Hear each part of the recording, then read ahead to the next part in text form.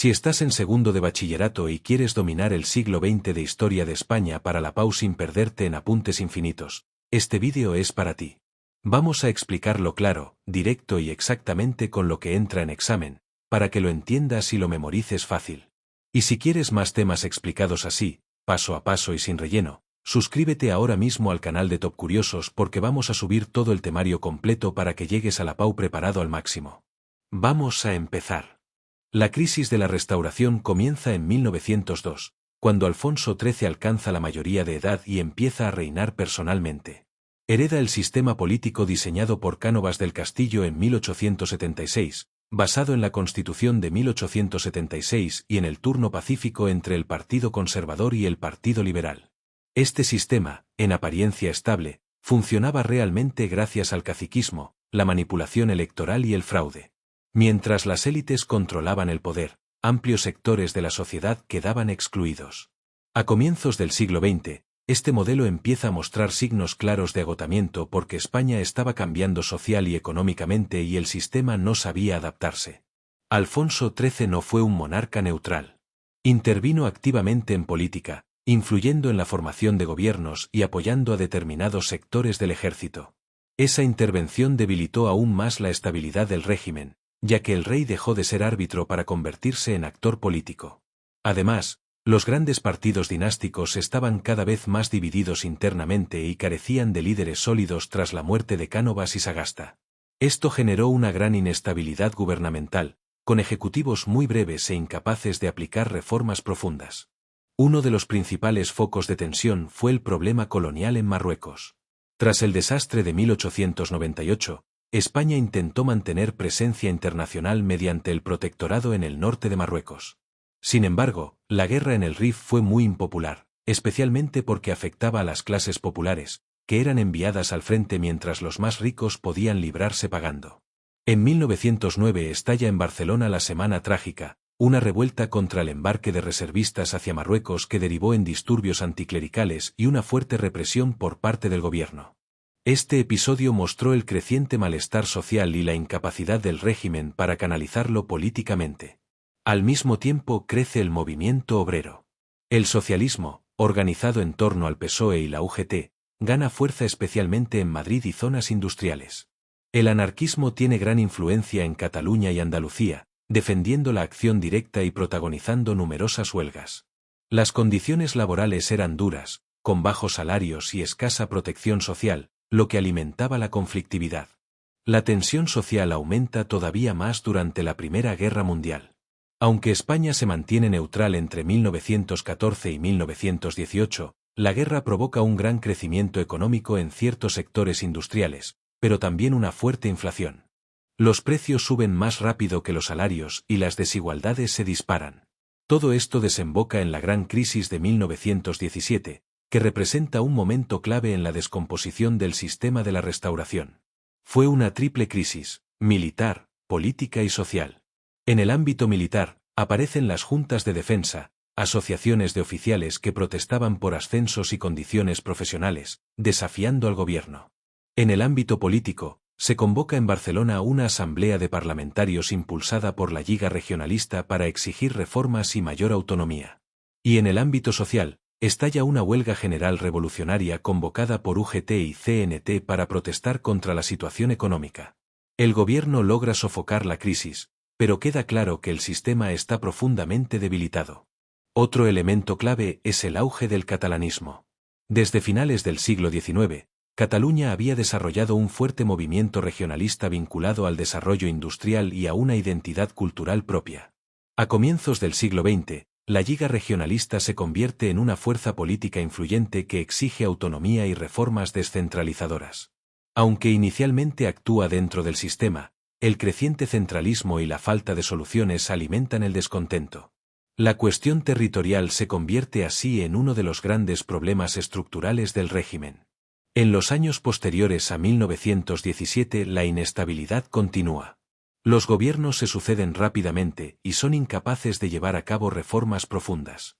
La conflictividad social se intensifica, especialmente en Barcelona, donde se vive una etapa de violencia conocida como el pistolerismo, con enfrentamientos entre sindicatos anarquistas y patronos que recurren a pistoleros para frenar las huelgas.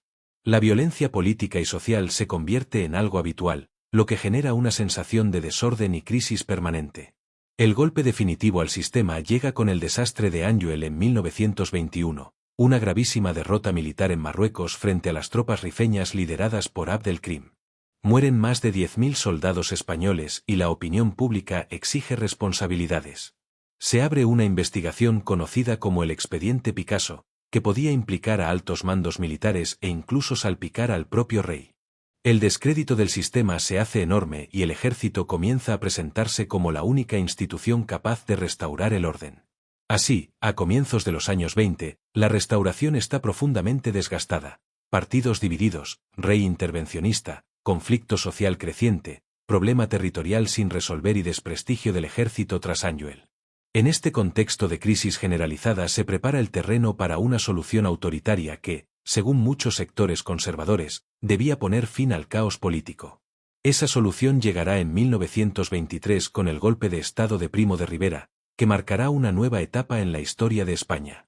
En septiembre de 1923, en un contexto de crisis política, social y militar, el general Miguel Primo de Rivera dio un golpe de Estado con el apoyo de buena parte del ejército y la aceptación del rey Alfonso XIII. El golpe se presentó como una solución temporal para acabar con el desorden, la corrupción política y la amenaza revolucionaria. Primo de Rivera prometía regenerar el país y restaurar el orden, pero lo que se instauró fue una dictadura que suspendió el sistema constitucional de la Restauración. Tras el golpe, se disolvieron las Cortes, se suspendió la Constitución de 1876 y se prohibieron los partidos políticos.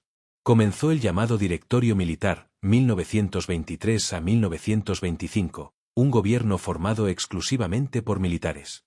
Se impuso la censura de prensa, se limitaron las libertades y se reforzó el control del orden público. Primo de Rivera justificaba estas medidas afirmando que eran necesarias para salvar a España del caos.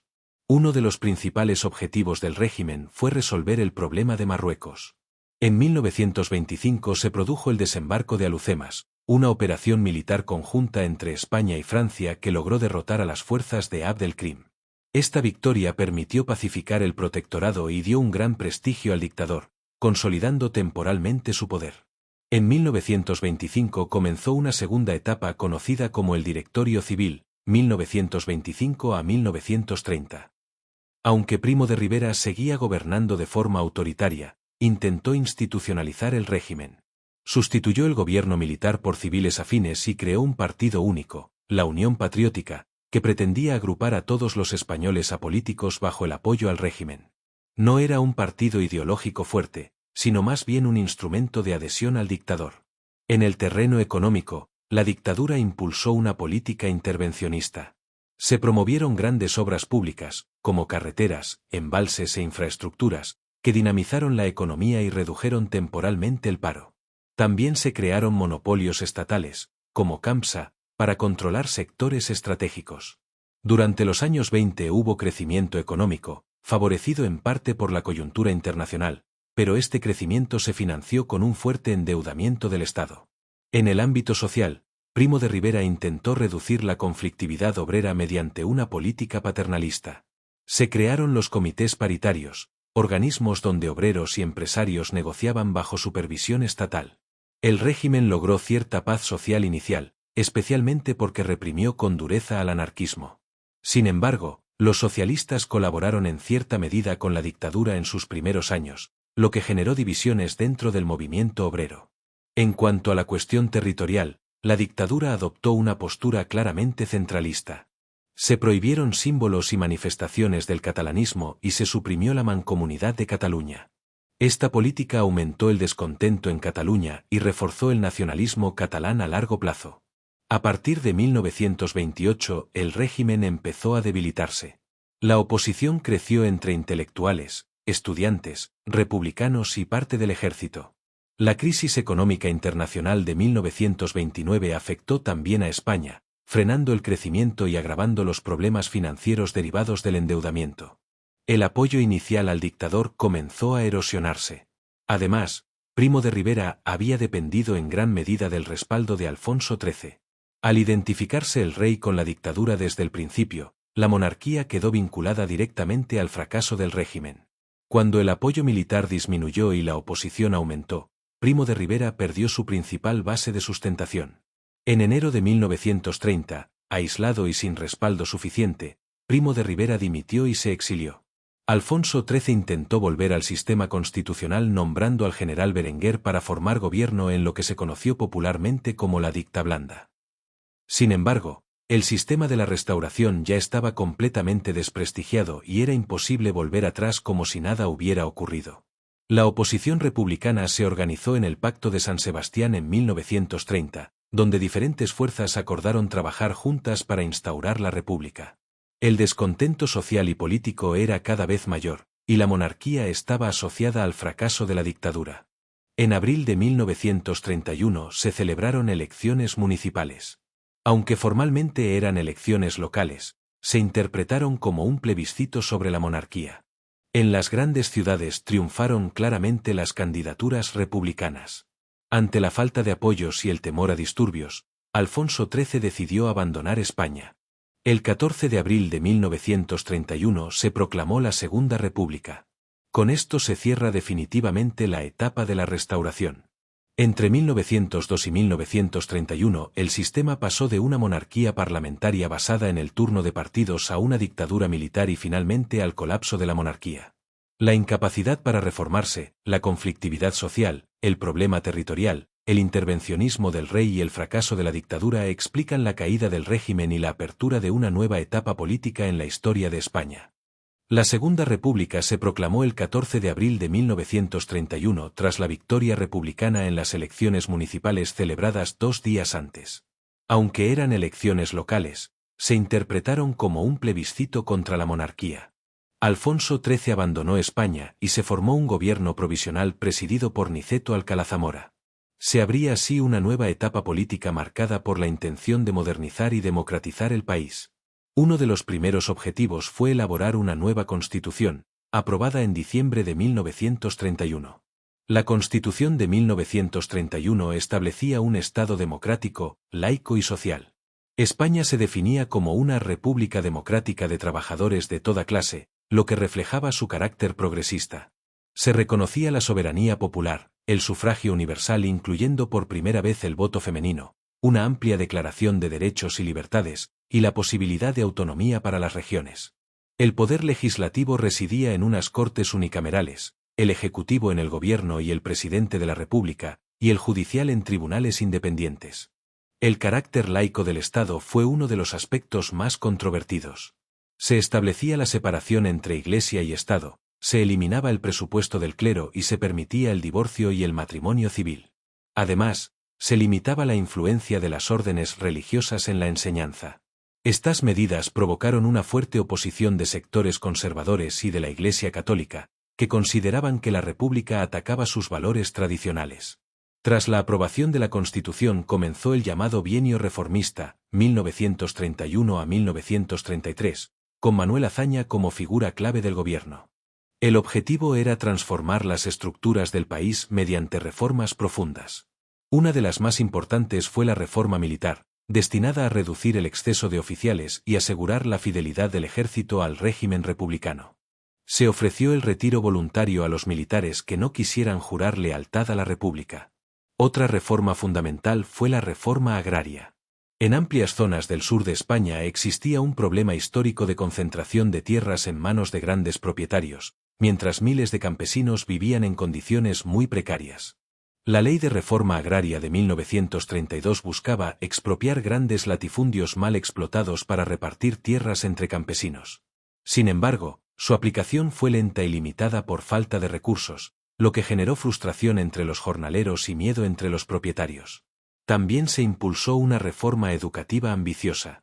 Se construyeron miles de escuelas públicas y se promovió una educación laica, gratuita y obligatoria. El objetivo era reducir el analfabetismo y modernizar culturalmente el país. La educación fue vista como una herramienta clave para consolidar la democracia. En el ámbito territorial, la Constitución permitía la autonomía de las regiones que lo solicitaran. Cataluña fue la primera en aprobar un estatuto de autonomía en 1932, recuperando instituciones propias como la Generalitat. Esto generó tensiones con sectores centralistas, pero supuso un avance en el reconocimiento de la diversidad territorial. Sin embargo, las reformas encontraron fuertes resistencias. La derecha política, los grandes propietarios, parte del ejército y la Iglesia se oponían a muchas de estas medidas. Al mismo tiempo, sectores de la izquierda más radical consideraban que las reformas eran demasiado lentas e insuficientes. Esta tensión creciente empezó a polarizar la vida política. Un ejemplo de esta conflictividad fue el intento de golpe de Estado del general Sanjurjo en 1932, conocido como la Sanjurjada.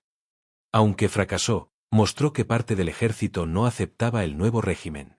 Por otro lado, también hubo levantamientos campesinos y huelgas impulsadas por sectores anarquistas que desconfiaban de la vía parlamentaria. La Segunda República nació con grandes expectativas de cambio, pero también con profundas divisiones sociales. España estaba partida entre quienes defendían una transformación democrática y quienes veían en esas reformas una amenaza al orden tradicional. Esta polarización se irá intensificando en los años siguientes, debilitando la estabilidad política. En esta primera etapa, la República intentó modernizar España mediante reformas estructurales en el ejército, la tierra, la educación y la relación Iglesia-Estado. Sin embargo, la lentitud en su aplicación, la resistencia de los sectores conservadores y la presión de los grupos más radicales fueron generando un clima de creciente enfrentamiento político y social que marcará el rumbo de los años posteriores. En noviembre de 1933 se celebraron nuevas elecciones generales, las primeras en las que votaron las mujeres. El desgaste del gobierno reformista, la división de la izquierda y el descontento de amplios sectores sociales favorecieron la victoria de la derecha. Comenzó así el llamado bienio conservador o bienio radical cedista, 1933 a 1935. El gobierno estuvo inicialmente presidido por Alejandro Lerroux, del Partido Radical, con el apoyo parlamentario de la CEDA, liderada por José María Gil Robles. Durante este periodo se frenaron o paralizaron muchas de las reformas iniciadas en el bienio reformista.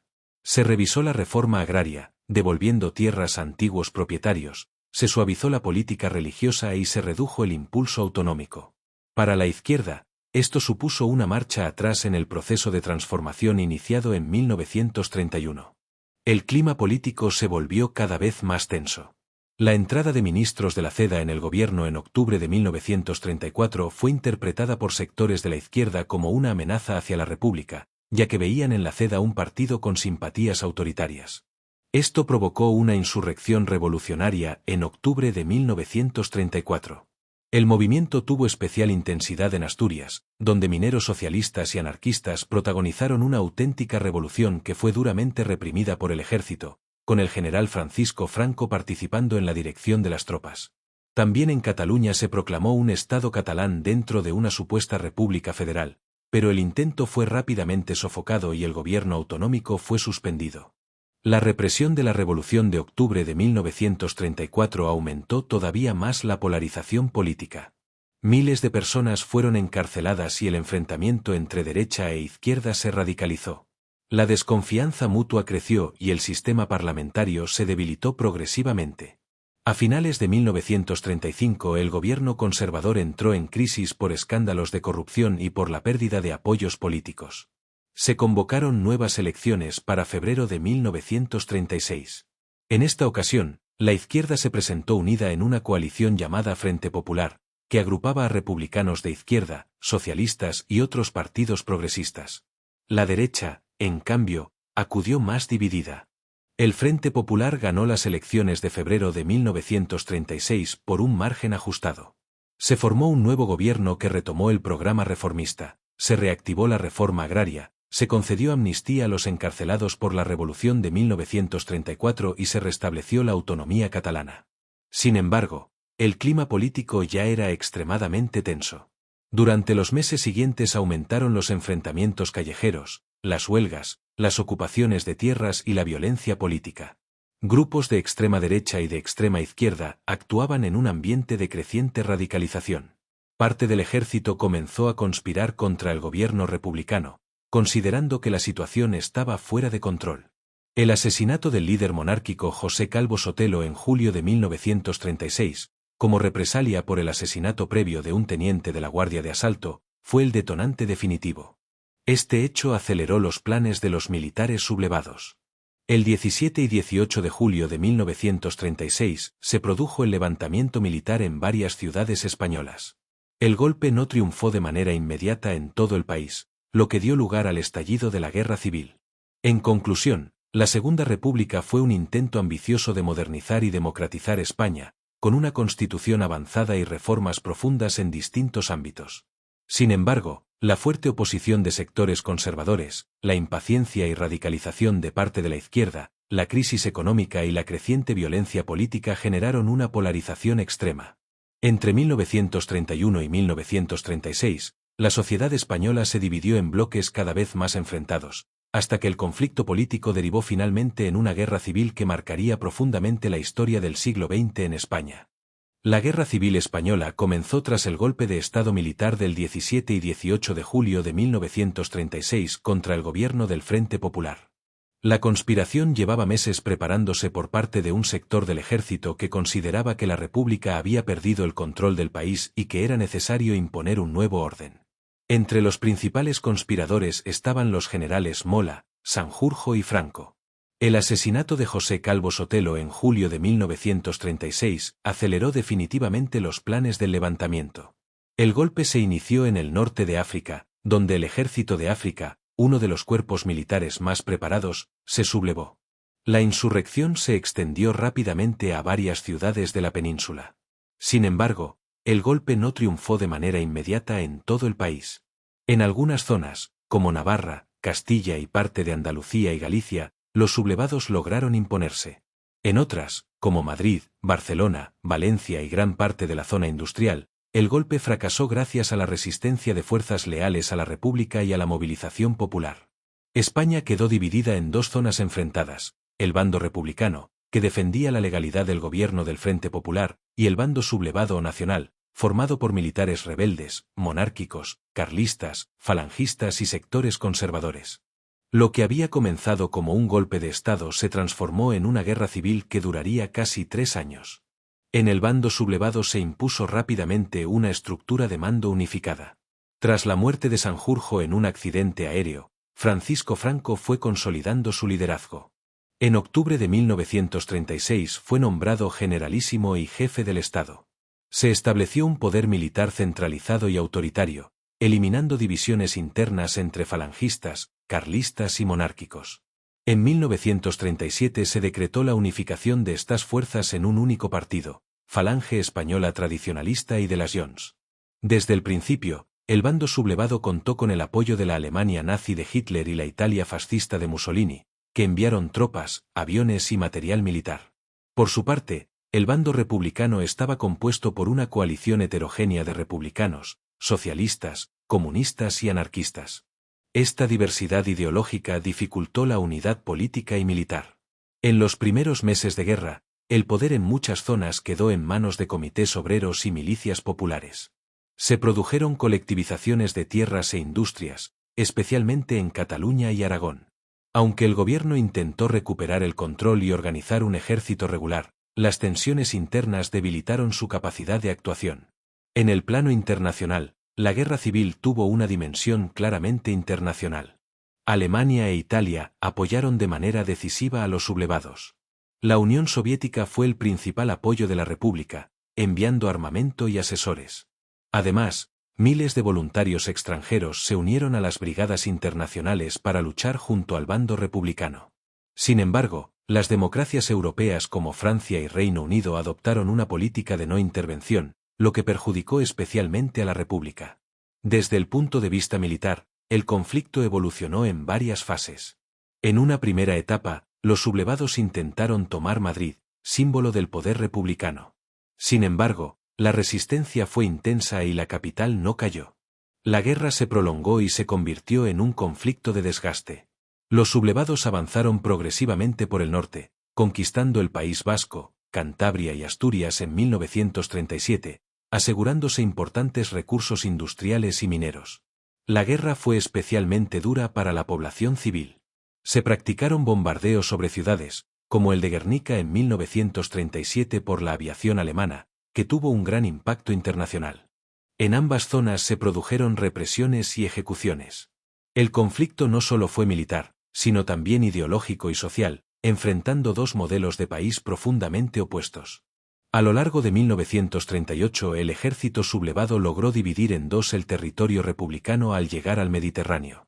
La batalla del Ebro, una de las más largas y sangrientas de la guerra, supuso el último gran intento republicano de cambiar el rumbo del conflicto, pero terminó en derrota. El desgaste humano y material de la República era cada vez mayor. En esta primera parte vemos cómo un golpe de Estado fallido dio lugar a una guerra larga y devastadora, con dos bandos claramente diferenciados tanto en organización como en apoyos internacionales.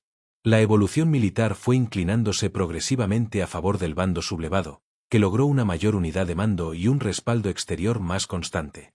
A medida que avanzaba 1938, la República estaba cada vez más debilitada. Tras la derrota en la batalla del Ebro, el último gran esfuerzo militar para revertir la situación, el territorio bajo control republicano quedó dividido y aislado. La pérdida de recursos estratégicos, combinada con la superioridad militar y logística del bando sublevado, marcó el rumbo definitivo del conflicto. En marzo de 1939, tras la caída de Cataluña, donde Barcelona y otras ciudades importantes fueron ocupadas por las tropas de Franco, la República se encontraba prácticamente derrotada. Los últimos reductos republicanos en Madrid y el sur del país mantenían una resistencia simbólica. Internamente, la situación era caótica. Había divisiones políticas, conflictos entre comunistas, socialistas y anarquistas, y un desánimo generalizado entre la población y el ejército republicano. El 1 de abril de 1939, Francisco Franco anunció oficialmente el fin de la guerra civil. El bando sublevado había logrado la victoria, estableciendo una dictadura que duraría hasta 1975. España quedó devastada. El país había perdido entre 500.000 y 1 millón de personas entre combatientes y civiles, y gran parte de la infraestructura y la economía estaban destruidas. Las ciudades, industrias y campos habían sufrido bombardeos, ocupaciones y enfrentamientos constantes. Las consecuencias políticas fueron inmediatas. La Segunda República desapareció y se instauró un régimen autoritario encabezado por Franco. Se suprimieron los partidos políticos, sindicatos independientes, instituciones democráticas y derechos fundamentales. Cualquier forma de oposición fue duramente reprimida. Esto incluyó la cárcel, el exilio o la ejecución de miles de personas vinculadas a la República, incluyendo políticos, militares, intelectuales y activistas sociales. En el plano social, la guerra dejó una profunda división entre vencedores y vencidos. Familias separadas, exiliados en Europa y América, persecución de ideologías contrarias al régimen y un miedo generalizado marcaron la vida diaria. La sociedad española quedó traumatizada, con heridas que tardarían décadas en cicatrizar. La cultura y la educación también fueron controladas, imponiéndose la narrativa oficial del franquismo y eliminando cualquier rastro de influencia republicana o progresista. Económicamente, España quedó muy debilitada. La industria y la agricultura habían sido destruidas o paralizadas, las comunicaciones y transportes estaban dañados y la deuda aumentó. La economía se orientó hacia la autarquía durante los primeros años del régimen, con escasez de productos básicos y dificultades para la población. Las inversiones extranjeras eran limitadas y la recuperación fue lenta. Además, la guerra civil tuvo un impacto internacional significativo. España se convirtió en un laboratorio de conflictos ideológicos y militares que anticiparon la Segunda Guerra Mundial. Los bombardeos aéreos, las tácticas de guerra moderna y la participación de fuerzas extranjeras mostraron el carácter internacional del conflicto. La victoria de Franco consolidó un régimen alineado ideológicamente con los fascismos europeos, aunque España se mantuvo oficialmente neutral durante la Segunda Guerra Mundial. En conclusión, la Guerra Civil Española fue un conflicto devastador que comenzó con un golpe de Estado militar y evolucionó hacia una guerra de desgaste con un profundo componente ideológico y social. La victoria del bando sublevado significó la desaparición de la Segunda República y el inicio de una dictadura que transformó radicalmente la política, la sociedad y la economía española. Las heridas de la guerra marcaron a varias generaciones y sentaron las bases de la España del franquismo hasta la transición democrática en 1975. El franquismo se instauró tras la victoria del bando sublevado en la Guerra Civil, en abril de 1939. Francisco Franco se convirtió en jefe del Estado y generalísimo, concentrando todos los poderes en su persona. España pasó de una democracia republicana a una dictadura autoritaria, centralista y unipersonal, donde las instituciones tradicionales como el Parlamento desaparecieron y los partidos políticos fueron prohibidos. El régimen se organizó bajo el partido único, la Falange Española tradicionalista y de las Joncs, aunque Franco mantuvo un control absoluto sobre cualquier decisión política. Los primeros años del franquismo se caracterizaron por una represión intensa. Cientos de miles de personas vinculadas al bando republicano fueron encarceladas, fusiladas o forzadas al exilio. Se establecieron consejos de guerra y tribunales militares para juzgar a los derrotados. Además, se creó un sistema de vigilancia y censura de la prensa, la radio y la cultura, con el objetivo de eliminar cualquier influencia republicana o ideología contraria al régimen. La educación también fue intervenida. Se implantó una educación nacional católica que reforzaba la obediencia, el patriotismo y los valores conservadores, limitando el pensamiento crítico y la diversidad cultural. Desde el punto de vista político, Franco mantuvo una estructura altamente centralizada. El jefe del Estado concentraba poderes ejecutivos, legislativos y judiciales. La oposición política fue completamente ilegalizada, aunque surgieron movimientos clandestinos de resistencia, como partidos republicanos en el exilio, grupos socialistas y comunistas, así como una incipiente oposición estudiantil y sindical en España. Sin embargo, la fuerte represión impidió que se consolidaran formas de contestación interna en los primeros años. En materia económica, los primeros años se caracterizaron por la autarquía. La prioridad del régimen era la autosuficiencia y la reconstrucción tras la guerra, lo que se tradujo en un control estatal muy fuerte sobre la producción, la distribución y el comercio exterior. Se limitaron las importaciones y se impulsaron industrias locales, pero la economía española sufrió graves carencias, escasez de alimentos, racionamiento, inflación y desempleo elevado. La autarquía permitió mantener cierto control político sobre la población, pero generó un estancamiento económico y un atraso en comparación con otros países europeos. A partir de los años 50, el régimen inició un proceso de gradual apertura económica debido a la presión de la población y a la necesidad de modernización. Se permitió la inversión extranjera limitada y se buscó el desarrollo de sectores estratégicos, aunque aún con control estatal. Esta etapa de transición económica sentó las bases para lo que sería el desarrollismo de los años 60, aunque en esta primera fase todavía predominaba la pobreza y las desigualdades regionales. Culturalmente, los primeros años del franquismo estuvieron marcados por la censura y la imposición de valores tradicionales. La literatura, el cine y la música fueron supervisados por organismos oficiales, y los temas políticos o críticos eran prohibidos.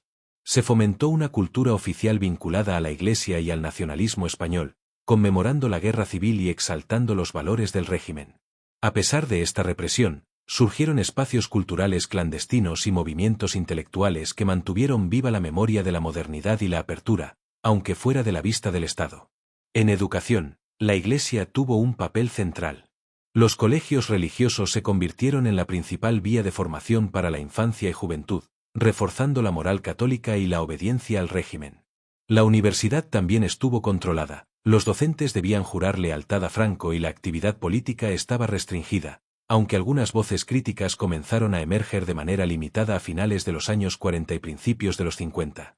En resumen, los primeros años del franquismo se caracterizan por la consolidación de un poder autoritario, la represión política y social, la imposición de una cultura oficial y una economía de autarquía que mantenía a gran parte de la población en condiciones precarias. A pesar de ello, ya se sentaban las bases de una futura modernización económica y social que se desarrollaría en las décadas siguientes. A partir de mediados de los años 50, el franquismo inicia un proceso de apertura económica que transforma gradualmente España. El estancamiento de la autarquía y la presión de organismos internacionales llevaron al régimen a buscar inversión extranjera, liberalizar parcialmente el comercio y fomentar la modernización industrial. En 1959 se implementa el Plan de Estabilización, que liberaliza la economía, reduce la inflación y establece incentivos para la inversión extranjera. Este plan marca el inicio de una etapa de crecimiento sostenido conocida como desarrollismo.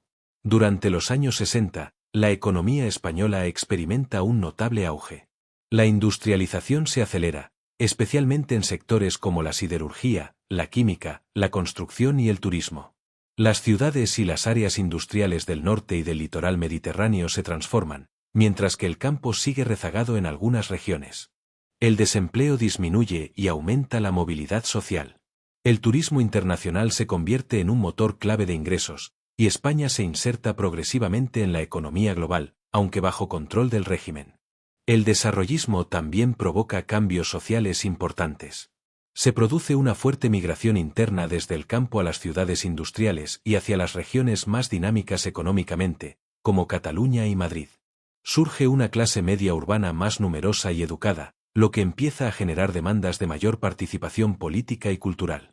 La sociedad española se moderniza, aunque de manera desigual y siempre bajo la supervisión del Estado y la censura del régimen. En el plano político, Franco mantiene su control absoluto. No hay partidos políticos libres ni elecciones democráticas. Sin embargo, hacia los años 60 aparecen los primeros movimientos de oposición internos y externos. Intelectuales, estudiantes y grupos sindicales clandestinos comienzan a organizarse. El régimen responde con represión selectiva, pero la presión social y el deseo de modernización impiden un control absoluto como en los años 40. Culturalmente, los años 60 y principios de los 70 marcan un periodo de apertura relativa. Aunque la censura sigue vigente, aparecen nuevas formas de expresión en literatura, cine y música, muchas veces con contenido social y crítico de manera velada. La educación se expande, se construyen universidades y se amplía el acceso a la enseñanza media, aunque el currículo sigue con fuerte carga ideológica franquista. La Iglesia pierde parte de su control sobre la educación debido a acuerdos internacionales y cambios internos, como el Concilio Vaticano II, que influyen indirectamente en la sociedad española. Durante la década de 70, la crisis económica mundial de 1973 afecta a España. La inflación aumenta y el crecimiento se ralentiza, lo que genera descontento social. La juventud y los trabajadores organizan huelgas y protestas, mientras que el movimiento feminista comienza a ganar fuerza, cuestionando el modelo tradicional de familia y rol de la mujer promovido por el régimen. Las tensiones políticas y sociales se intensifican, mostrando que la dictadura de Franco enfrentaba serias dificultades para adaptarse a la sociedad moderna.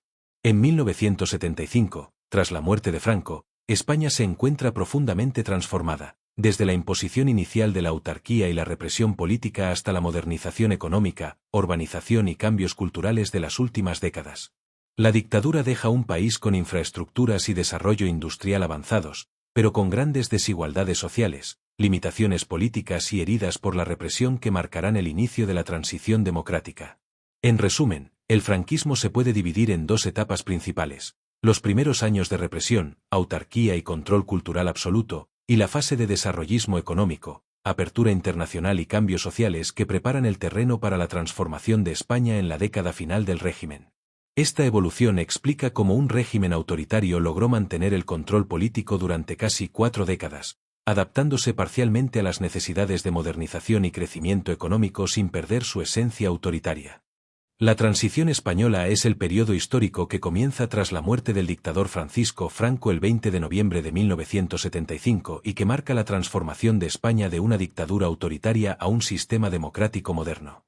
La muerte de Franco dejó un vacío político, ya que durante casi 40 años el poder estaba concentrado en un solo hombre, sin estructuras políticas verdaderamente democráticas.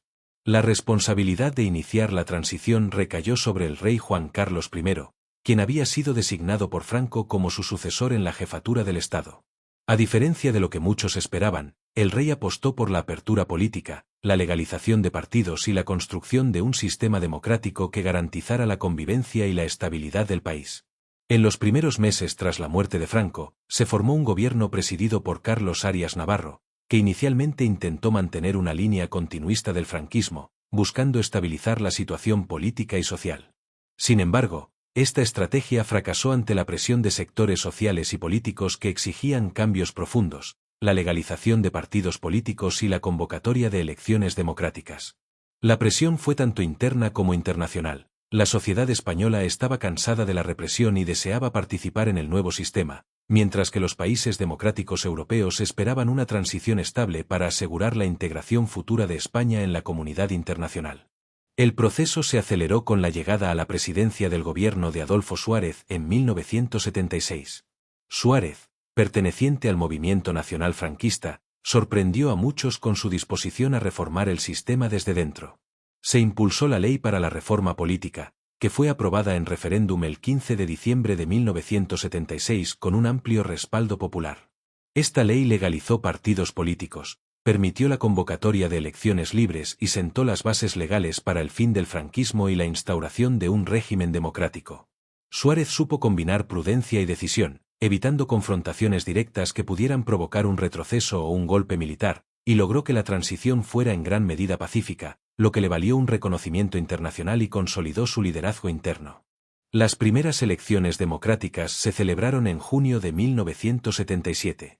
Fueron históricas porque, por primera vez en más de 40 años, los ciudadanos pudieron elegir libremente a sus representantes. El Partido Unión de Centro Democrático, UCD, liderado por Suárez, ganó con una mayoría suficiente para formar gobierno. Sin embargo, también tuvieron un papel destacado el Partido Socialista Obrero Español, PSOE, y el Partido Comunista de España, PCE, legalizado en esa etapa y cuya aceptación fue clave para garantizar la inclusión de toda la sociedad en el proceso democrático. La participación electoral fue muy alta, reflejando el entusiasmo popular por la recuperación de los derechos políticos. Uno de los hitos más importantes de la transición fue la aprobación de la Constitución de 1978, tras intensas negociaciones entre todas las fuerzas políticas, desde la derecha hasta la izquierda, pasando por nacionalistas y regionalistas. La Constitución fue ratificada en referéndum el 6 de diciembre de 1978 con un 88% de apoyo. Establece a España como un Estado social y democrático de derecho, con una monarquía parlamentaria, separación de poderes, derechos fundamentales y libertad de expresión, asociación y culto. Además, recoge el principio de autonomía de las regiones, permitiendo la creación de comunidades autónomas con competencias propias en educación, sanidad, cultura y ordenación territorial. Este modelo fue clave para pacificar los conflictos históricos, especialmente en Cataluña y el País Vasco, aunque la implementación completa de los estatutos de autonomía se realizó de manera progresiva en los años posteriores. La Constitución también garantizó el pluralismo político, consolidando un sistema parlamentario con elecciones libres y partidos diversos. En este contexto, surgieron los grandes partidos políticos de la democracia española. El PSOE, que aglutinaba a la izquierda socialdemócrata y había modernizado su programa bajo Felipe González, y el Partido Popular PP, sucesor de la antigua Alianza Popular, que representaba al centroderecha y conservadurismo. La alternancia política entre estas dos grandes fuerzas sería un rasgo definitorio del sistema democrático español desde los años 80 hasta la actualidad. Durante la década de los 80, España atravesó un proceso de consolidación democrática. El PSOE ganó las elecciones de 1982, liderado por Felipe González, iniciando un periodo de reformas políticas, económicas y sociales. Su gobierno se centró en modernizar la economía, reducir el paro, fortalecer los derechos sociales y avanzar en la integración europea. La alternancia política se consolidó como una garantía de estabilidad y normalización democrática. Los gobiernos del PP y del PSOE sucesivos respetaron los principios constitucionales, reforzando la cultura democrática y la confianza en las instituciones. Otro elemento clave de la transición y la consolidación democrática fue la integración de España en la Comunidad Económica Europea, CE, hoy Unión Europea UE, en 1986. Esta adhesión no solo significó apertura económica, sino también política y cultural, situando a España dentro del marco de los países democráticos de Europa Occidental. La entrada en la UE permitió recibir fondos de modernización, aumentar las inversiones extranjeras y fortalecer la cooperación internacional, lo que aceleró la transformación económica y social del país.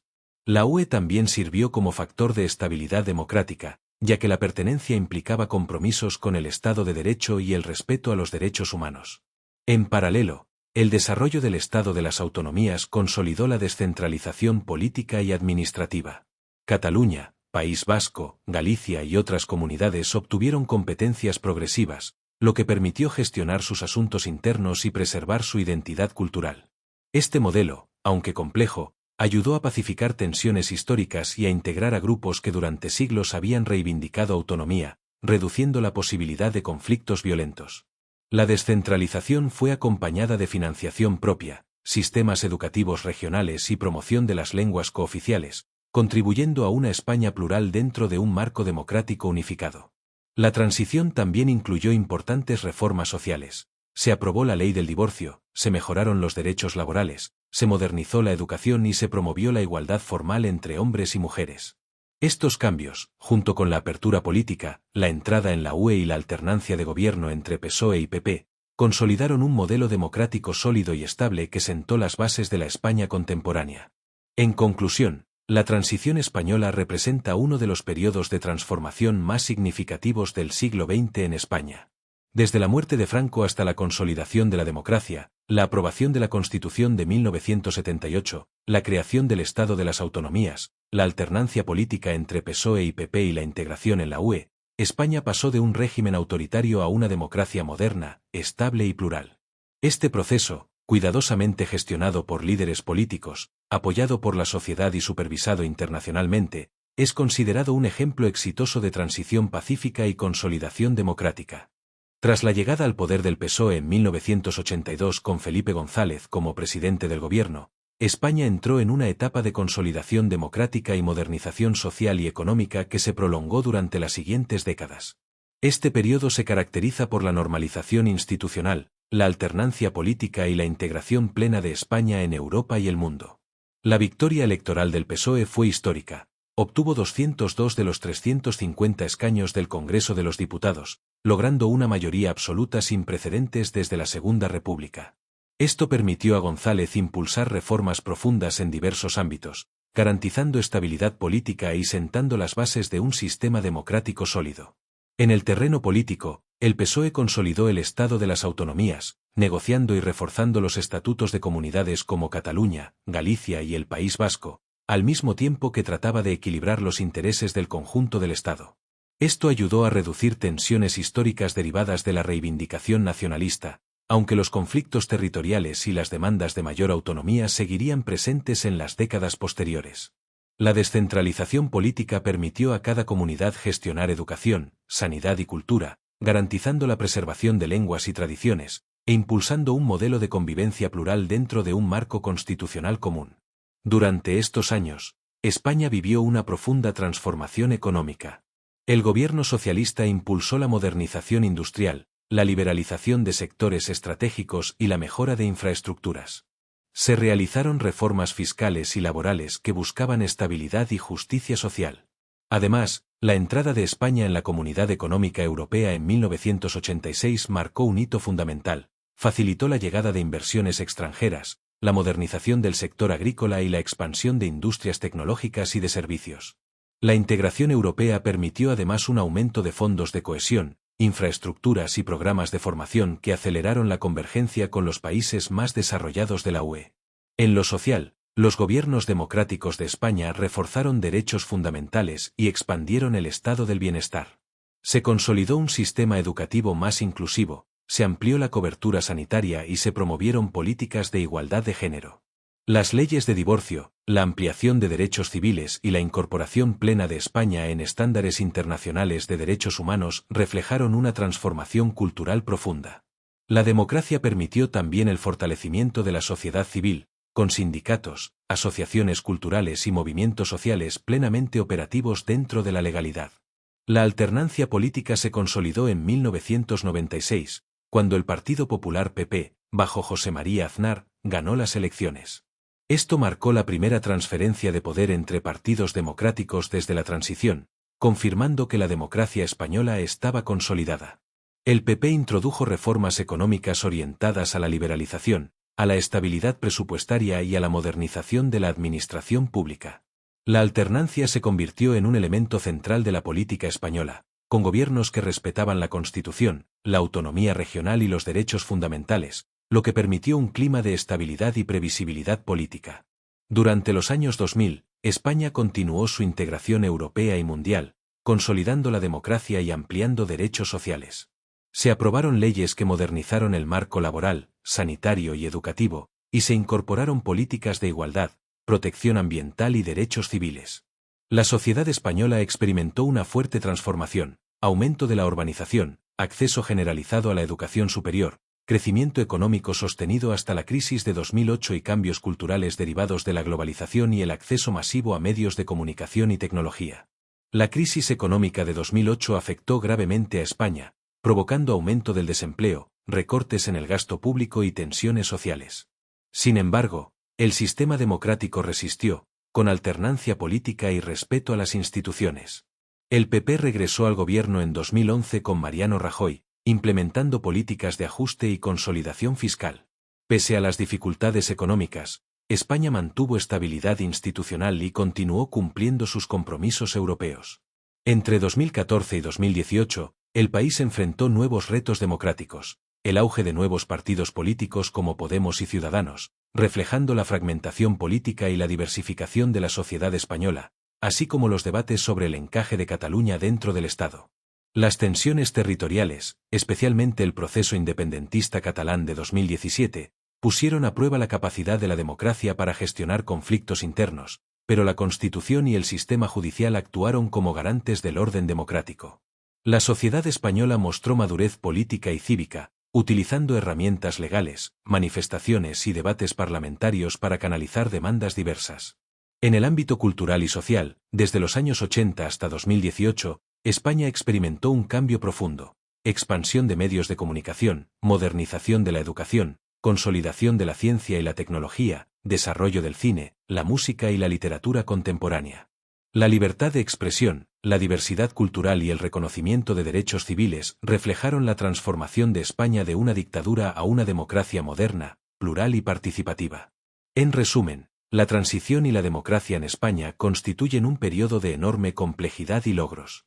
Desde la muerte de Franco en 1975, pasando por la aprobación de la Constitución de 1978, la creación del Estado de las Autonomías, la alternancia política entre PSOE y PP, la entrada en la UE, hasta los retos del siglo XXI, España consolidó un sistema democrático estable, con derechos civiles garantizados, modernización económica y social, y pluralismo político.